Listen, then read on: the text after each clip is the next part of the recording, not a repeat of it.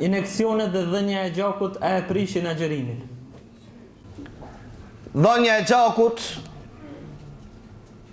është dy lloj. Jep gjak dikush vullnetar për të ndihmuar një musliman, apo? Po dhënia e gjakut jepet për kontroll dhe analizë. Me një fjalë, të dy llojet lejohet dhënia e gjakut. Lejohet dhënia e gjakut. Dhe na sqaruam hadithin që tha pejgamberi sallallahu alaihi wasallam se ai që bën hijame dhe atij që i bëhet hijame i prishet agjërimi. E sqaruam në dersin e kaluar, në përgjigjet e kaluara. Nuk me përsëris.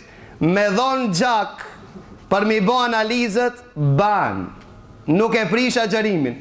Me dhon gjak vullnetar për dikan ban, nuk e prish agjërimin, ama nuk preferohet.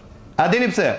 Për shkak se ka mundësi ai që jep gjak për të qertë dobësohet dhe detyrohet ndoshta pas dhënies së gjakit me prish agjërimin. Për ata dietar kanë thonë nuk preferohet. Vetëm në rast kritik që i vëllavi jot është në rrezik, këtë rast lejohet dhe me prish agjërimin për ta shpëtuar vëllavin tan.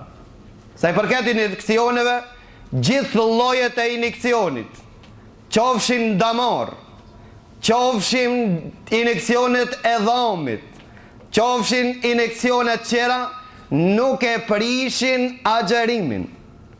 Të gjithë llojet e injeksioneve nuk e prishin agjërimin. Allahu azza wa jalla më mirë din. Allahu Allahu Allahu Allah Allah